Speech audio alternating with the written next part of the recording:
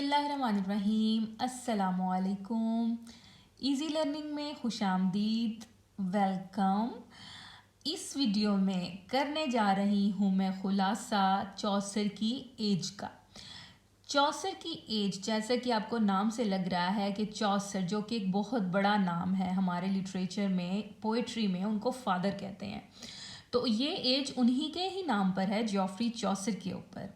तो इस एज को करूँगी बहुत ही इंटरेस्टिंग वे में आपके सामने एक्सप्लेन, और हो जाएगा आपके लिए बहुत ही आसान चौसर की एज को समझना। बस शर्त यह है कि वीडियो को देखेंगे एंड तक, क्योंकि बहुत ही इंटरेस्टिंग, बहुत अहम अहम पॉइंट्स हैं। हिस्टोरिकल बैकग्राउंड, चौसर बजाते खुद, उनकी राइटिंग्स और उनके ही दौर के बाद आने वाले राइटर्स और इस एज की खसूसियात, ये सब करूँगी इस बहुत ही इंटरेस्टिंग सी वीडियो में आपके सामने एक्सप्लेन। लेकिन वीडियो को शुरू करने से पहले करूँगी आपसे एक छोटी सी फरमाइश, और वो फरमाइश ये है जनाब, जाइए भागते दौड़ते हुए मेरे इस चैनल को कीजिए फटाफट सब्सक्राइब, और लौट आइए दोबारा से कीजिए मेरी इस वीडियो को स्टार्ट, पास कीजिए, जाइए सब्सक्राइब कीजिए और फिर कीजिए start. Thank you so much. अब करते हैं स्टार्ट इस वीडियो को। एज ऑफ चौसर को हिस्ट्री ऑफ इंग्लिश लिटरेचर में गिना जाता है 1340 से लेके 1400 तक। ठीक है, ये एज है चौसर की। और इसको क्यों इसमें गिना जाता है, क्योंकि जो चौसर हैं वो पैदा हुए थे 1340 और 1342। जैसे कि आप देख रहे हैं कि मैंने यहाँ पे डेट लिखी हुई हैं 2, क्योंकि इसकी चौसर की पैदाइश की एग्जैक्ट डेट हमें कहीं भी नहीं मिलती, कहीं भी श्योर इस बारे में नहीं है। 1340, 1342, 1343, इसी तरह मुख्तलिफ डेट्स इसकी पैदाइश की बयान की जाती हैं। तो यहाँ पे हम लिख लेते हैं, एज्यूम कर लेते हैं कि 1340 में वो पैदा हुए हैं और 1400 में चौसर की डेथ हुई थी। तो ये जो एक पीरियड है इसको एज ऑफ चौसर भी कहते हैं। वैसे 1300 से लेके 1400 की एज को एज ऑफ चौसर कहा जाता है, और इसी में ही 1340 में चौसर पैदा हुए, क्योंकि उन्होंने बहुत ही बड़े काम किए, इंपॉर्टेंट काम किए और बहुत ज़बरदस्त काम किया, लिखा, इसीलिए ही उनकी इस एज को एज ऑफ चौसर कहा जाने लगा। ये एज जो है ये कवर करती है 3 मोनार्क्स के दौर। ठीक है, ये रेन है 3 मोनार्क। कौन से हैं वो, कि चौसर जब पैदा हुए थे ना, उस वक्त किसका दौर था, एडवर्ड 3 का पीरियड था, और जब वो रहे तो उस वक्त पीरियड था रिचर्ड 2 का, और जब वो 4th हुए तो हेनरी 4 का टाइम था, उनका पीरियड था। तो जनाब ये जो 3 हैं, इनके आपको दौर याद रखने हैं कि 3, एडवर्ड 3, रिचर्ड 2 एंड हेनरी 4 के ही ये 3 इनके पीरियड थे जिनमें चौसर रहे। मिडल एज, जो कि ये मिडल एज ही है, इसको 3 हिस्सों में डिवाइड किया जाता है। ठीक है, वो कौन सी एजेस हैं, वो हैं बिफोर चौसर। चौसर से पहले की का जो टाइम है, एंग्लो सैक्सन से कहते हैं, चौसर से पहले का जो टाइम है वो है 1066 से लेके 1300 का दौर। ठीक है, वो बिफोर चौसर है। फिर है एज ऑफ चौसर, जो कि हम अब पढ़ रहे हैं, 1300 से 1400। फिर है एज आफ्टर चौसर। ठीक है, जो चौसर के बाद आई। चौसर की एज के बाद रिवाइवल का टाइम शुरू हो गया था, जैसे कि हम देखते हैं 15 से 16 सेंचुरी, इस तरह 14 के बाद ही रिवाइवल का टाइम शुरू हो चुका था। तो चौसर की एज, आफ्टर के चौसर की एज का जो टाइम है वो आता है मिडल एज के तीसरे हिस्से में। तीसरी एज ये है 1400 से 1550। तो जनाब ये पॉइंट्स आई होप सो कि आपको क्लियर हो गए होंगे। आगे करते हैं, age of Chaucer was the medieval period in the history. ये हिस्ट्री का एक मिडल पीरियड है, जैसे कि आप देख रहे हैं ना कि मिडल एज को हम 3 हिस्सों में तकसीम करते हैं, 1, 2, 3। तो मिडल में कौन सा आया, एज ऑफ चौसर। तो ये एक मिडल टाइम है, ठीक है, हिस्ट्री में। और ये ट्रांजिशन का टाइम है। किस चीज़ का टाइम है, तब्दीली का, क्योंकि इसमें तब्दीली होना शुरू हो रही थी। ये तब्दीली, ट्रांजिशन का टाइम है। तो दोस्तों, अब ये ट्रांजिशन जो है implies a shift from the medieval to the modern time. ये शिफ्ट हो रही है या तब्दीली मिडिवल एज से मॉडर्न टाइम में, यानी कि जो मिडल एज है वो मॉडर्न टाइम में शिफ्ट हो रही है इस एज में। Though some elements associated with modernity were coming into prominence. ठीक है। अब इसमें कुछ एलिमेंट्स जो थे मॉडर्निटी के वो प्रोमिनेंस में आ रहे थे, येट मोस्टली एसेंशली, और बहुत सारे जो एलिमेंट्स वो इस एज के हैं उनके बारे में हम कह सकते हैं कि वो अनसाइंटिफिक थे, सुपरस्टिशियस थे, शिवलेरियस थे एंड रिलीजियस माइंडेड थे। ठीक है, ये तो बाद में रिवाइवल का टाइम आया, रेनेसांस का टाइम आया तो चेंजेस आई। उससे पहले का जो टाइम था उसमें अनसाइंटिफिक टाइम चल रहा था, सुपरस्टिशियस टाइम था, रिलीजियस माइंडेड था, शिवलियस टाइम था।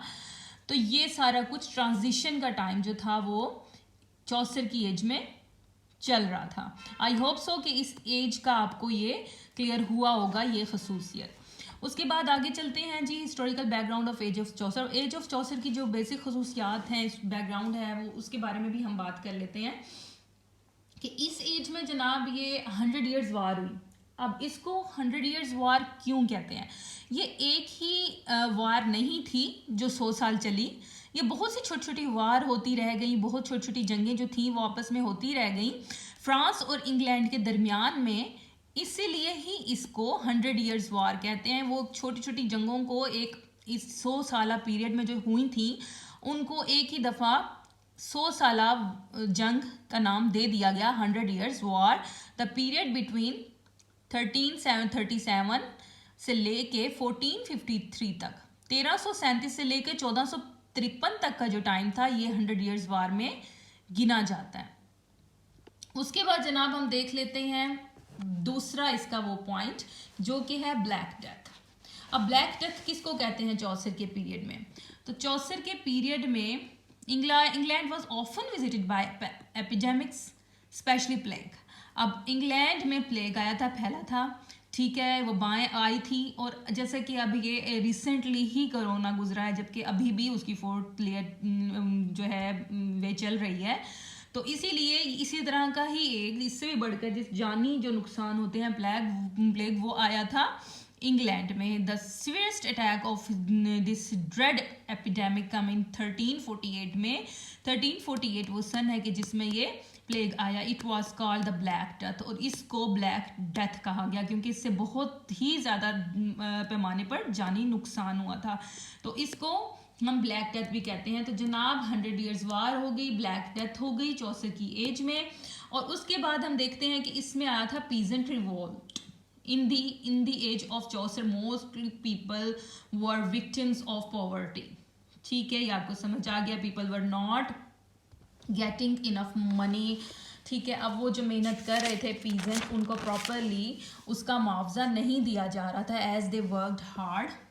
ठीक है, and they were upset and started revolt, और वो अपसेट थे, रिवॉल्ट शुरू कर दिया उन्होंने 1381 में during the rain of Richard II। जब रिचर्ड II का रेन चल रहा था उस टाइम में उन्होंने बगावत की 1381 में। किन्होंने? पीजेंट्स ने, क्योंकि उनके ऊपर बहुत ज़्यादा टैक्सेस का बोझ था, उनको प्रॉपरली उनका मुआवजा काम का नहीं मिल रहा था।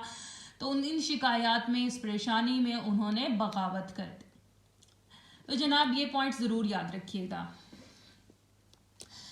Y it is called the age of Chaucer, इसको चौसर की एज क्यों कहते हैं वो exactly don't know. One Chaucer was born, it was 1340 और 1343। अब ये मैं आपको पहले भी शुरू में एक्सप्लेन कर चुकी हूँ कि एग्जैक्टली हमें चौसर का बर्नी एज नहीं पता कि वो कब पैदा हुए थे, 1340 में या 1343 में। Chaucer is the man who participated in 100 years war. अब 100 ईयर्स वार जो मैंने आपको शुरू में बताया है, इस वार में चौसर ने भी हिस्सा लिया था।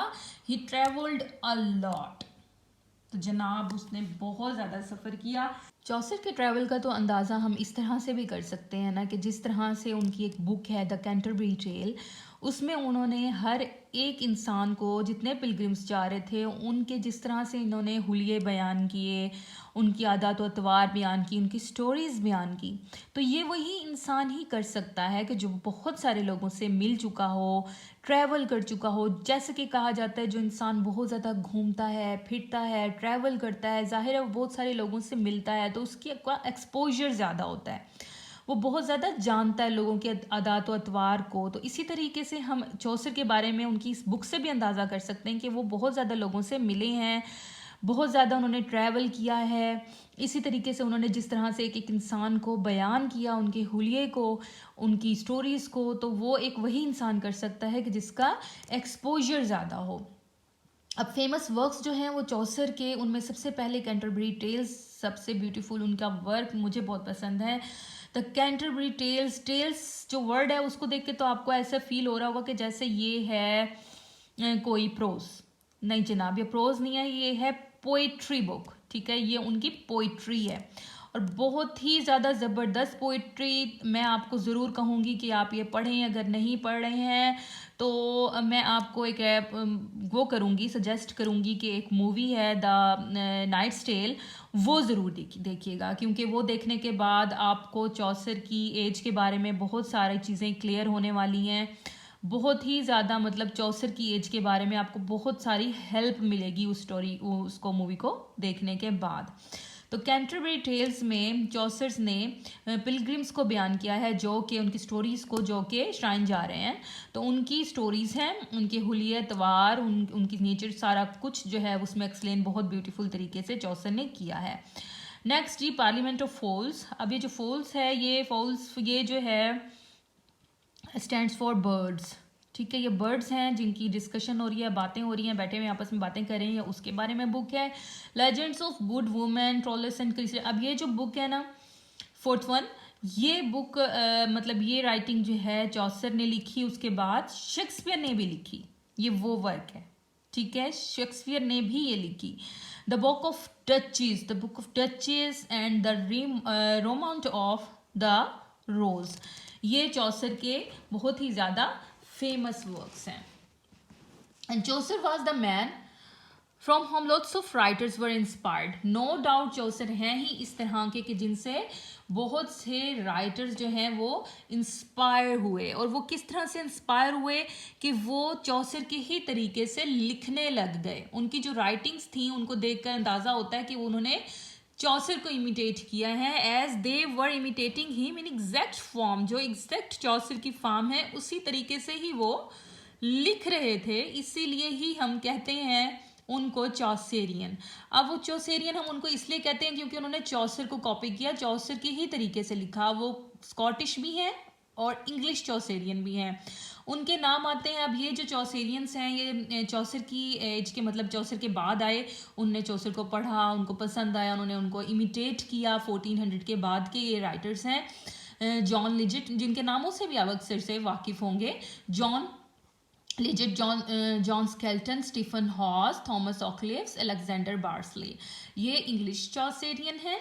और स्कॉटिश चौसेरियन हैं William Dunbar, Robert Henryson, James one, Gavin Douglas and David Lindsay, ये हैं स्कॉटिश चौसेरियंस। तो जनाब ये मैंने आपको एक्सप्लेन किया है चौसर की एज की का इंट्रोडक्शन। उसके बाद हम इनकी थोड़ी सी तारीफ़ कर देते हैं इस अंदाज में कि हम तो इनकी तारीफ़ कर ही नहीं सकते हैं, लेकिन जो उनके आने वाले जो राइटर्स हैं उन्होंने उनको किस तरह से एक्सप्लेन किया, वो इस तरह से कि जैसे स्पेंसर ने उनके बारे में बहुत प्यारी लाइन कही कि the well of English undefiled, undefiled means pure, the well of English undefiled, बहुत प्यारी लाइन। हम कह सकते हैं, हम कहते हैं Chaucer is the morning star of renaissance. वो रिनाइसेंस जैसे कि चौसर की एज के बाद स्टार्ट हुआ था, तो रिनाइसेंस एज का जो मॉर्निंग स्टार है वो चौसर है। He is also a morning star of reformation. ये रिफॉर्मेशन के भी, ये जो रिफॉर्मेशन के भी मॉर्निंग स्टार हैं, क्योंकि पहले आए ना, शुरू में आए मॉर्निंग, क्योंकि दिन का आगाज होता है। इसी तरह हम कह सकते हैं कि रिफॉर्मेशन के आगाज, मॉर्निंग स्टार जो है वो चौसर है। चौसर से आगाज हो रहा है रिफॉर्मेशन का, चौसर से आगाज हो रहा है रिनाइसेंस का।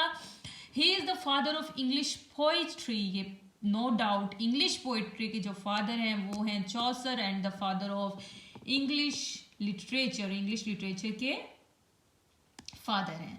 तो जनाब ये वीडियो थी चौसर की एज का इंट्रोडक्शन। जो कि मैंने कोशिश किया कि मैं आपको अच्छे तरीके से इजी वे में, इजी लैंग्वेज में समझा सकूं। इसके बाद आने वाली वीडियोस में मैं आपको जॉफरी चौसर की बायोग्राफी भी बताऊंगी और इसी तरीके से कैंटरबरी टेल्स के ऊपर बहुत इंटरेस्टिंग वीडियो अपलोड करने वाली हूं। तो जिसके लिए और इससे भी, ये तो अभी मैंने शुरुआत की है, उसके बाद आएंगी मुख्तलिफ एजेस बहुत ही ज़्यादा ईजी वे में, ईजी लैंग्वेज में, कि जिसके बाद आपके लिए और भी ज़्यादा इंग्लिश लिटरेचर की हिस्ट्री इंटरेस्टिंग लगने लगेगी आपके लिए। तो जनाब कर कीजिए। उसके लिए आपको करना क्या होगा? उसके लिए करना होगा इस चैनल को सब्सक्राइब और बेल आइकॉन को प्रेस, ताकि मेरी आने वाली जो बहुत ही इंटरेस्टिंग और इजी वे में एक्सप्लेन की हुई वीडियोस होंगी उसका नोटिफिकेशन आपको टकाक करके मिल जाएगा। Thank you so much. दुआओं में याद रखिएगा। खुश रहिए, खुश रखिए। मिलेंगे बहुत जल्द नेक्स्ट वीडियो में। अल्लाह हाफिज।